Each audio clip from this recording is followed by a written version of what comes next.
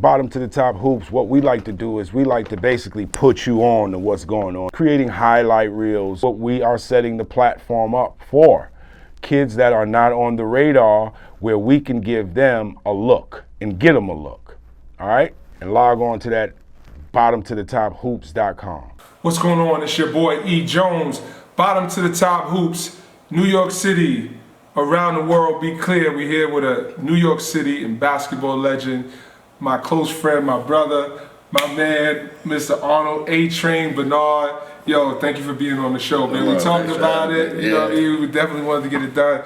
So I'm excited about it, and excited to be able to tell a story. And I always share things that, you know, we've been teammates for about over 20 years, forever. Yeah. And I know the stories, but I want people to hear the stories from your perspective. So many things from the Russian game, right? And, AAU with Lloyd Daniels and the Globetrotter days, Harlem Wizards, all of that stuff. And there's so much of a wealth of knowledge in New York City that we want to be able to share this information and teach kids and the young people about, you know, this is what you think it was like, but this is what it was really like. Okay. So, a lot of people think you're from Patterson, right? I am from Patterson, but I grew up in Patterson. You grew up in Patterson. I claim that. You claim that. Patterson. But let's talk about the roots. Where you was born. I'm a Harlem dude. Okay. I lived on 133rd and Amsterdam Avenue. For how long? Until I was 7 or 8 years old. See that? So that's that fun fact people don't know about the Asian. A lot the people who know you know. Yeah, but I'm a Bronx guy. Okay. I'm a Bronx guy. Okay, so when did you pick up basketball? Was it in Harlem or was it when you moved to the Bronx in Patterson? Well, when I moved in Harlem, I was just like, when I was out there, I was just like a little kid when we was young, just running around. So I really didn't get into sports, but I did a lot of running. So I don't know if that contributed to my speed, but when I was young, I ran all the time. I started basketball probably when I was 11 years old. I actually was a baseball player. And I started, you know, when you get in Harlem. But we played all sports back then. Yeah, but I was diehard baseball. Like, I was missing basketball championships to just go play a regular game of baseball. Okay. But it got to the point where I couldn't play baseball all the time. So, you know, in New York City, you got to play basketball if you want to play a sport all year round. And I didn't even realize that I was getting good at it, you know what I mean? So I'm 11 years old, and all of a sudden, a dude from my building like, yo, man, let me take you to the Gauchos. Who was that? Just a childhood friend? Childhood friend named Fred Robinson. You know, back then Gauchos had the state league. So like, I mean, like a league for the little kids and the big kids. And he was a coach of one of the teams. Okay. So he was like, yeah, come on and play. I had no clue about basketball. Was it still at 197? Yeah, but we played in the bathhouse. When I first started playing, I started out in the bathhouse. I played for a man named Mr. Smith. And grant you, nobody really know that, but he taught me the basics from jump. Like, you know what I mean? I was a predominant right-hand player. He would take my arm, you know, take my right hand to my body and make me practice. The whole practice, I'm just dribbling with the left. I'm playing with the left. So he taught me a lot of things, but I know a lot of people contributed to where I ended up being. But he was the one who started me off. Mr. Smith. Yeah, Mr. Big shout out to Mr. Smith. Yeah. So you know what I mean? I'm not sure if you know, but want to pay homage to Mr. Page.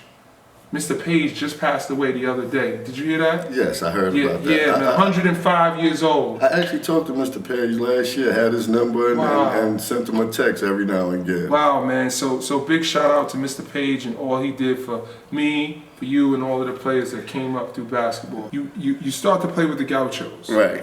But I'm playing in the league. You playing in the league, but you passed the league now. You with Dave McCullough. No, I'm not even. I mean, before I even got with Dave McCullough, this is enough. This is actually like one of the, and they probably don't even know this, you know what I mean? But one of my motivational factors was we played in Stone Gym one day. This was my first game, my first tournament outside of seeing dudes in the Gaucho gym. So, you know, if I'm playing with you, I'm playing with this guy, and we in the gym, and you the man in the gym. All of us is the man. So I'm thinking, oh, we're going to all get on the same team. We're going to be all right. Man, we go to the first game. My first game ever played is against Stu Barnett and Tony Childs. Stu Barnett and Tony Childs. You got a handful. I don't know who they are. I just know they walking in with that swag, like. But this is my first tournament. I'm not even starting. I don't know what's going on. I'm like, I can even give you a story, but I'm sitting there and I'm like, damn, it's going. All right, we gonna rock. Yeah. We get out there, man. Them dudes beat us by like 20, 25. I'm like, dang. So we go back in the locker room. Like, all my life I've been a crybaby. I hated to lose. So I think that contributed to me wanting to win all the time. But I cried. For the littlest thing, I cried. And for some reason, I didn't cry this game. I'm sitting in the locker room, and all of a sudden, here comes Stu Barnett and Tony Childs. And we all got dressed in the same locker room. We just got dressed in different sections. But you can hear what everybody's saying. And Stu Barnett and Tony Childs and Stu come in and said, man, I waste my time coming to this thing, man. I thought the Gauchos was gonna be good. Them niggas, they bleed. They ain't bleed. I'm like, and I'm looking at my teammates like, wait a minute, this ain't bothering y'all? Right. Like, you know what I mean? Like, that was me like saying, yo, man, I gotta get good. Right. I'm gonna see this guy again. Because that was just my competitive nature, even when I played baseball. Right. I'm gonna get him again. I'm gonna see him again. And you seen him again? Oh, yes. yes. Big shout out to Stu Barnett, but you seen him again. Yeah, no, Stu is my motivation factor, even though I thought he was a ringer, because there was no way on earth nobody's body was looking like that when they was a midget, man. Did he? I mean, Stu Barnett had the same body from a midget to when he was a junior in high school, man. So now, you're playing with Dave McCullough, you're playing with the Gauchos. Talk about that process of how you develop and those players in that core group that you came up with, the people that I watched. You know what I mean? Because here it is, I'm a kid from the South Bronx, you from the South Bronx, so I get a chance to see it. But I'm just in awe. I'm going to watch Carlton Hines and Dow Reed and Arnold Bernard and Jamal Walker and Cornelius Muller, and the list goes on. But what is it like to be in it? 12U all the way to 17s, and you know the characters change a little bit, but Mr. Smith didn't want to let me go. You know what I mean? So Dave would come looking for me and be like, yo, which one? I never met Dave. He ain't know me. I ain't know him. It was days he walked in the gym, and I was out there playing. And he might be like, yo, where's Arnold? And Mr. Smith be like, oh no, Arnold ain't here. You know what I mean? Like. So finally, Lou was like, yo, I got to get on over there. So my first practice, matter of fact, I didn't even have my first practice. They went to try out. And back then, you know, when you try out for the Gauchos, Riverside, the Sonics, any of those good teams, when the tryouts start, they take in their first 5 and then put them against these scrub 5. So when I first get to the tryout, and Dave calls me out like to be one of the first dudes, I'm like, oh, okay, I must be down. So he said, yo, you and Jamal. He was calling me and Jamal Batman and Robin. That was our name when we was biddies. That was his personal name. It wasn't something that got out there. Right. My Batman and Robin. I go, my y'all was Batman from the same Robin. general area? Same junior high school, the whole thing. So you and Jamal played together. At what point did you figure out, like, I'm pretty good? I'm gonna have to say, and this is gonna sound crazy, I'm gonna have to say more like Patterson Projects, 18 Park. I don't know if people know about 18 Park, but they do now. People who might watch, see the film and know, and from Patterson, 18 Park was it. You know what I mean? Like, that's where all the grown dudes played. There was just a section for the young kids, like all around here. But down there is where the grown men played. So it was always, God bless the dead, my man Sonny Green, he would always say, yo, put Arnold down. We'd be playing and they'd be like, yo, Arnold, you know, call me to come to play down at the big court. I'm 12 years old. But I know if I go down there and play, I'm gonna get $1 or $2, you know what I mean? They're gonna be like, yo, here, go get you a soda. Get you a Sundew. Yeah, go get you a bag of chips. The young dudes would always be mad at me. So I was like, damn, but I'm gonna get this money. I don't care what they say. But it got me better, it got me rough, it got me like, you know, like when I first got out there, they would hit me and I'd be like, foul. They'd be like, come on, shorty, yo. Like, you know, real mean, the mean dude, yo, come on, shorty, don't come out here with that stuff, man. Like, so I had to get like, okay, let me get tough. Yeah, so 18 Park is where I really figured out, like, okay, you're gonna be all right. I mean, that's when I first figured out that I can be good. I ain't gonna say. So do you think that something's missing from our city because kids aren't playing in parks? Kids aren't getting a chance to. I mean, my personal opinion looking at it is, I think the kids don't have fun. Like I think I wasn't thinking about going to college when I was playing biddies and midgets, you know what I mean? That stuff didn't come until you get in high school. And I see people now, and I'm not naming no names because I really don't know, but I see a kid put a dude, got his son working out, future Duke Blue Devil. Like, we're not thinking about, you know what I mean? Like, let them have some fun. Let them take them lumps. Let them get the wins and losses, you know what I mean? Like, when we was coming up, our mothers wasn't at the game arguing with the refs or none of that. Like, your mother might, my mother, well, in general, my mother might have came to only the special games, you know what I mean? Right. Championship game, a big high school playoff game, but not every game. You know what I mean? Right. So now, going back to the story, and now you're playing with the Gauchos throughout. Where did the name A-Train, when did you go from Arnold to A-Train? Actually, I've never had a nickname. Coming up, even as good as I got, it was like, if somebody was playing me, it was always, yo, we play Arnold Bernard and all. Right. First and last name. Right, so it might have been 4 days before the state championship. This dude named Louis Almodovar, he's from my building. Just walking down the block, I bump into him. He like, yo, man, I was looking for you, man. Like, yo, you the only dude out here without a nickname, man. And I was on the train today, man, and I'm standing on the platform, and I see the A-Train coming. I'm like, that's for Arnold. That's for Arnold.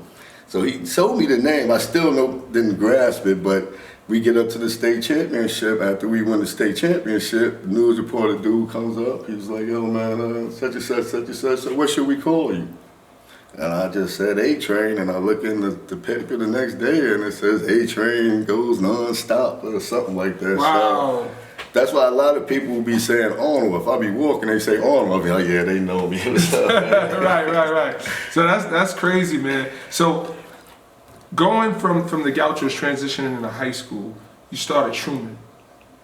High school, and when I say that, it's because I played in Citywide, and I was playing with the good dudes, and it's funny because we was playing in Citywide midgets, and I ended up going to Truman. How old were you? We was 13. Playing midgets 15 and under, right. Okay. Because it's not called midgets no more, so I gotta, Okay. It was me and Larry McCants in the backcourt.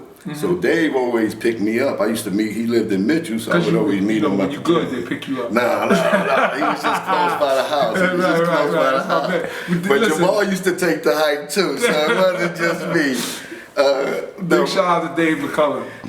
Dave used to pick us up. I forget your big. I lost my train of thought. Yeah, about Citywide. Oh, so we get to City. I'm playing with Larry McCants at Citywide. So he picks us up and he's like, "Oh, excuse me, the dude from Columbus is coming to see you," which was me, and the dude from Truman was going to see Larry. No way. So after the game, it was funny because we driving home and Dave was like, "Yo, the dude from Truman wants you, and the dude from Columbus wants you." That's funny. So we had to flip-flopping, but I was used to playing with them good dudes. I was playing against Carlton Screen, like all of them dudes. I knew they was moving up with me, but I was confident enough to say, okay, I'm moving up. Now Truman, Rod was already there. Right. Well, yeah, he had been there already. So Rod goes from Rice to Truman. You go to Truman your first year as a freshman, and you win a city championship. Did y'all win a state as well? City and state championship freshman year. What was that ride like? It was different. It was different. But it was different to the point where I started learning basketball. You know what I mean? Like I started enjoying the winning aspect of it. And watching Rod too. Yeah, but Rod the thing Rod taught me was I don't care who's in front of me.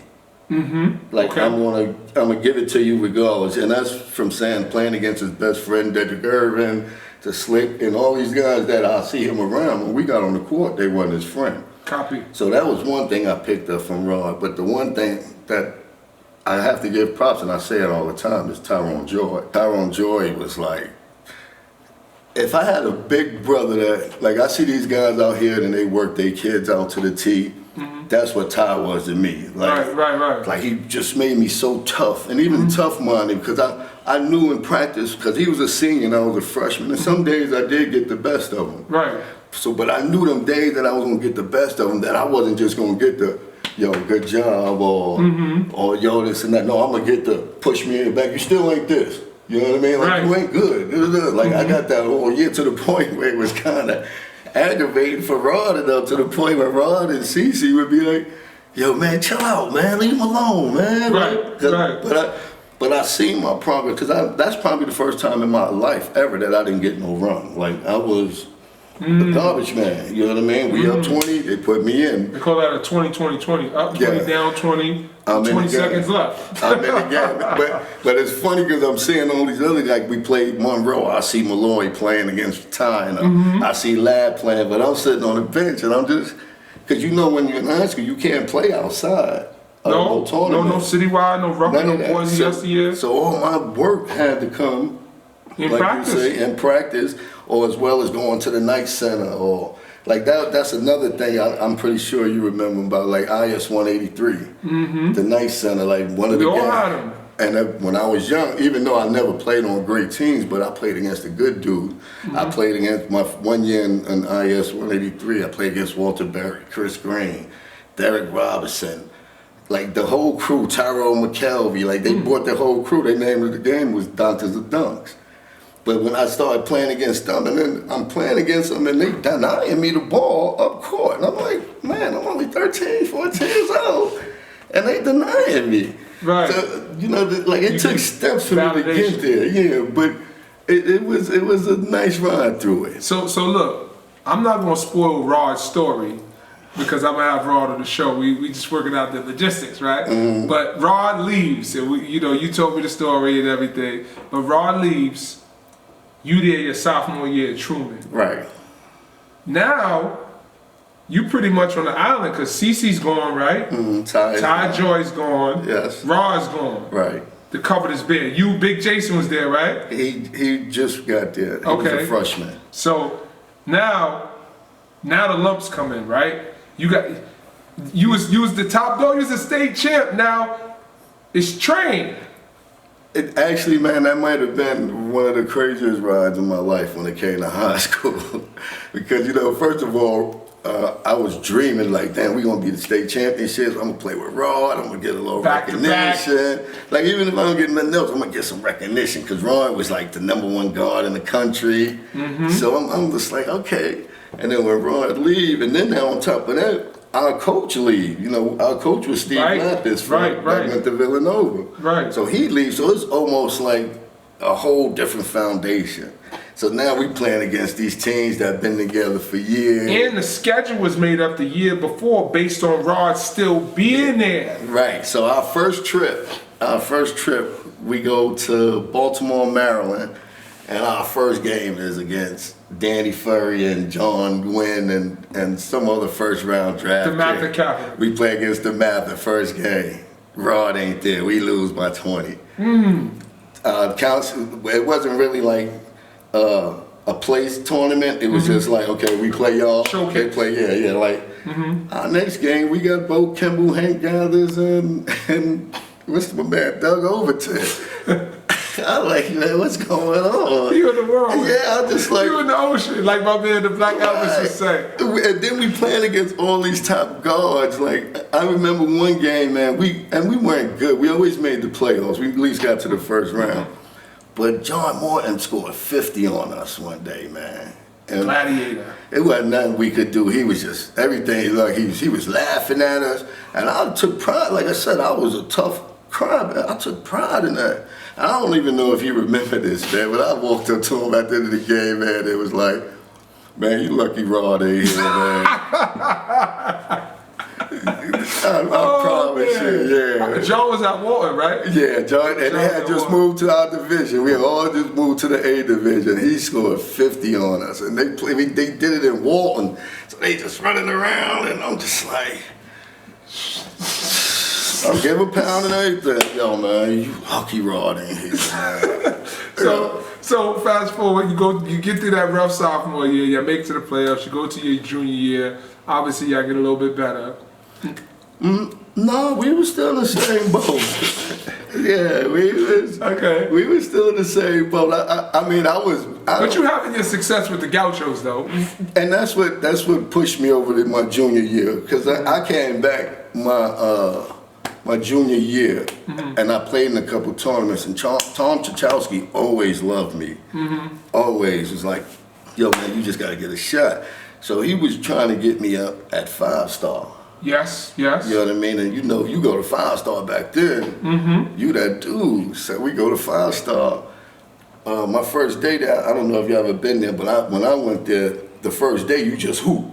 All day you just hoop. You got the coaches on the side and they doing all this. Evaluating. Right, but the All-Americans stayed up in the Bronx with the heat. Because, I was up in Holmesdale, Pennsylvania, and at night, boy, it was chilly in there. Right. You gotta have a big blanket. Right, so we first get there, they yell out your bunk, you go there, and I'm sitting in there with all these white dudes that scrubs and, a couple of brothers, and I'm just sitting on the bed. I don't know nobody. Like, it wasn't even like they sent a teammate with me. I just went by myself.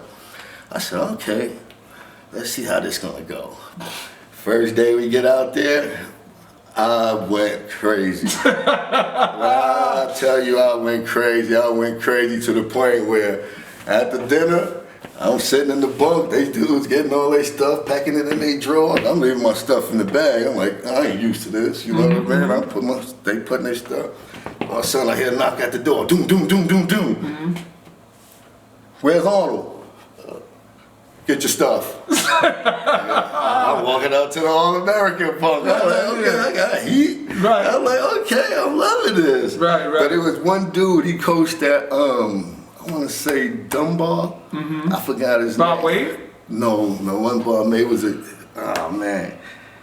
I forgot his name, but he was one of the coaches that was evaluating. Right. So he was like, the whole time, like, what's your name, son? Putting stars next to me, so they do the draft. And this year was John Crowdy up there, Barry Young, who else was All-American? They had like 4 All-Americans there. So they do the draft, and I'm the number 2 point guard taken. Like, out of all the dudes they invited, all of them, he was like, yo, I took you number 2. I ended up going through 5-star, I ended up taking my team to the championship. I got MVP in the championship, and I made the All-Star team. So now... You on the map. So yeah, now homeboy's like, yo, we need you on the last session as well. Okay. You know what I mean? So, The hole's there. So I go there. So let me just say that my sophomore year, we go to AEU. God bless the dead. We go with Fred Neal. Dave couldn't make the trip. So we playing against Ricky Winslow. I don't know if you know that kid. Of course. Yeah, Bennett, the dude who went to Louisville, Everett Sullivan. But we got a big old suite. And it's just rooms, and Dave ain't there, man. We are partying, having fun. Good old time. Yeah, we out here. So I don't know how it is now, but back then, if we play y'all and we lose by 10, the next game, we down 10-zip. You know what I mean? So we go against Ag Sutherland and them, they beat us by like 30. So our next game, we down 30 already. You know what I mean? We end up just going home. So the next year, Dave was like, nah, we ain't doing none of that. You know what I mean? So the next year I do the 5-star, but we had a rough road to get back to that. You know, back then you had to win here, you had to win this. Regionals. You had to go to here. So we end up going to Iowa. You know what I mean? We played at the University of Iowa. The Carver Hawkeye Arena. Right. So we in the A bracket and the Detroit team's in the B bracket. Ooh-wee. And they don't know who that was on that Detroit team. I'm gonna tell you. Spencer, I forgot his name, that went to UNLV. Elmo Spencer, he was there. So we go through the brackets, all of us, and we meet Detroit in the championship. And like back then, like I said, that was the one thing good about our team. We knew dudes, but we didn't know dudes. You know what I mean? Like we weren't going in the gym like, oh, there he go. It was just like, okay, we know what we got to do. Right. Like you ain't gonna change the way we play. You know, we getting up and down. Right. So we get to the thing, and we keep hearing about the Detroit team. So Final Four comes. The dude Spencer, He like, yo, man, I got my money on New York. He said, New York ain't gonna make it out the Final Four. We get out the Final Four, and now we got Detroit in the championship, and their team consists of Steve Smith, Doug Smith, Victor Alexander, Anderson Hunt, Mark Macon, Stevie Wise. They was like 10 deep. You know what I mean? You know, back then we was maybe 7 deep. Terry Mills might have been playing with them too. No, Terry Mills he wasn't on that team. Just can't think of. No, they had 5 first rounders on that team. Right. Actually, they were first rounders in the next 2 to 3 years. So we playing, and I'm just like, oh man, we got these dudes. Like, and what was crazy is that the game was so hype. I seen a referee that ref that game when I was in college, and he's like, yo, I remember you. Cause you hit that jump shot in the corner, and you know, when you get hyped, you know, you like, yeah, and I'm jumping up and I'm cursing, and he like, yeah, I remember you. And we end up beating them by like maybe 5. Wow. That's like, and so y'all won the AAU we won the whole thing. And then like that was the beginning. Right. So fast forward, you leave Truman. Yes, I leave Truman. I was actually the dude from, I was supposed to go to Oak Hill. Well, I was at least supposed to visit. The dude from Oak Hill wanted me to come. He had told Rod about it, but Rod, he wanted Lou to pay some of the money. And Lou was like, nah, you too good for that. I got a perfect situation for you. He sends me to Al Xavier Lutheran. So you potentially could have been out in Mount Wilson, Virginia. Yeah, I could have been playing until I was 22 at the prep school or something. but you go to OSL. Right. And God bless Mr. George Booker, Mrs. Eleanor Booker, just the most amazing family. They took me in, they took you in. No, they took me way in. And it's almost like with that story, and I know the story, but you go to OSL and everything changes in terms of accountability, Everything. Like, Bobby was always late. He was a class clown. Class clown. Then I get to Truman. The dudes that was supposed to be my guardians are gone now, so I'm pretty much left by myself. You know what I mean? So I'm like, I'm learning this stuff. Like, okay, now it's time to go to college. Now that I'm doing all of this good stuff, people was like, yo, where are you going to school? Yo, you going to school? You take the SAT. Yo, how's your grades? So now you hearing all this stuff. That's what I was saying earlier. Like, we don't really worry about college until we like freshmen and sophomores back then. You know what now I mean? They want to worry about it in sixth grade. Right. There's no way with my grades in Truman that I would have graduated on time. So I had to go to Al Xavier where and don't get me wrong, they didn't give me anything, but I took numerous classes. I had to go to Saturday classes. Like I went to school 6 days a week my whole senior year. My whole senior year I went to school 6 days a week. I had to go to Saturday classes out in Long Island. But the thing about it was Mr. Booker would never let me not make these classes, you know what I mean? So one day I was late for school and the principal was like, yo, he can't play today.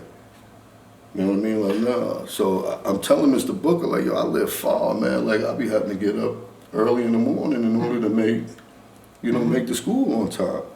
And Mr. Booker changed my life. Every morning, Mr. Booker picked me up, brought me to school, when I had book reports, I was at his house, sitting at his kitchen table, doing book reports. Like his daughter is like my sister. Allison, big shout out to Allison. Me and Allison was in the car the whole year, like, she's seen everything, like all the ups and downs and the whole nine. Right.